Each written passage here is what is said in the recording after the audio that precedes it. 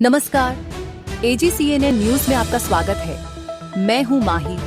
प्रस्तुत है मुख्य समाचार। औरंगजेब पर बयानबाजी से मचा बवाल, अबू आजमी ने लिया बयान वापस। समाजवादी पार्टी के नेता अबू आजमी और कांग्रेस सांसद इमरान मसूद के औरंगजेब को लेकर दिए गए बयान राजनीतिक विवाद का कारण बन गए हैं।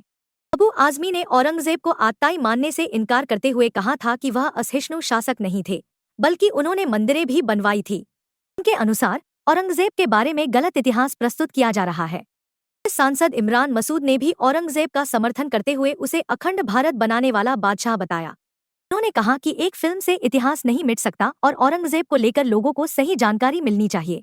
मसूद के अनुसार औरंगजेब के शासनकाल में देश की जीडीपी उच्च स्तर पर थी और उसने बर्मा तक अखंड भारत का विस्तार किया था।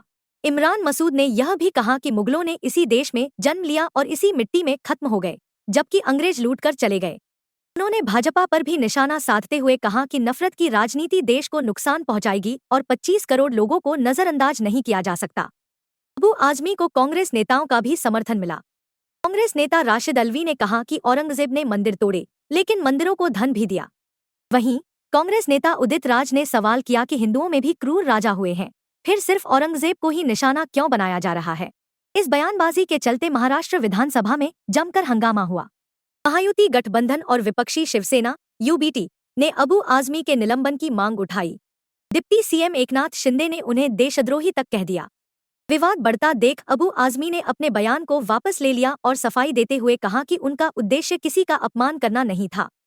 उन्होंने छत्रपति शिवाजी महाराज, डॉक्टर भीमराव अंबेडकर और ज्योतिराव फुले का सम्मान करने की बात कही और कहा कि यदि उनके बयान से किसी को ठेस पहुंची हो तो वे इसे वापस लेते हैं।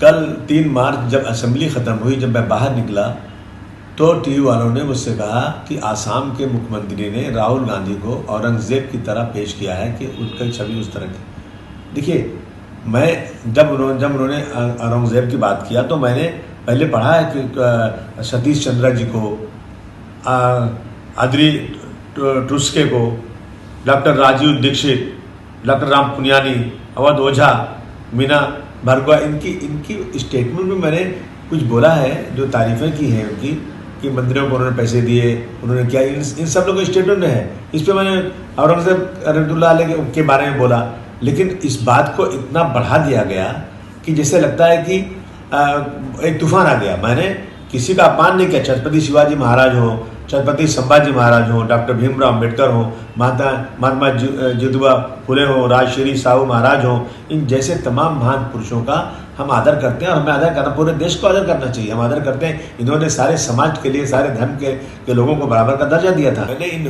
हिस्टोरियन की लिखी हुई किताब, इनके स्टेटमेंट के ऊपर मैंने जो औरंगज़ेब की तारीफ़ किया, मैंने कभी अपने किसी महापुरुष, चाहे संभाजी महाराज हो, छत्रपति शिवाजी महाराज हो, उनके बारे में कोई एक लफ्ज़ गलत नहीं बोला है। लेकिन अगर इन चीज़ों से किसी को वो लगता है कि इसको तोड़ मरोड़ के पेश करके किसी को लगता है कि मैंने गलत बोला है, तो भाई मैं अपने पूरे स्टेटमेंट को वापस लेता हूँ। असेंबली चलना चाहिए, असेंबली में बहुत सारे काम है। इन इशू पर असेंबली रोकी जाए, मैं समझता हूँ ये महाराष्ट्र की जनता का बहुत सारा काम रुकेगा। अवधेश प्रसाद ने अबू आजमी के औरंगजेब मसीहा था वाले बयान का समर्थन किया।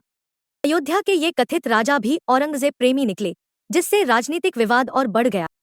अबू हासिम का कोई ऐसा बयान नहीं रहा है जिसकी निंदा की जाए, और समाजवादी पार्टी तो हमेशा समाज को जोड़ने का काम करती है और बाबा साहब भीमराव अंबेडकर के संविधान को बचाने का और बाबा साहब भीमराव के सम्मान की हमेशा बात करती है। उसी परिप्रेक्ष्य में हमारे साथी, हमारी पार्टी के नेता ने जो टिप्पणी की है उसको ठीक से उप मुख्यमंत्री जो है नहीं समझ पाए, इसलिए वो इस तरह का अनर्गल बेबुनियादी बात कर रहे हैं। उनको इतिहास समझना चाहिए, उनको इतिहास समझना चाहिए। औरंगजेब का क्या इतिहास रहा, उनके सिपह सालार, उनके सलाहकार, उनके आसपास के लोग कौन लोग थे, इसकी जानकारी उनको लेना चाहिए। और जानकारी जब हो जाएगी तो इस तरह का बयान नहीं देंगे। आज के लिए बस इतना ही। नमस्कार।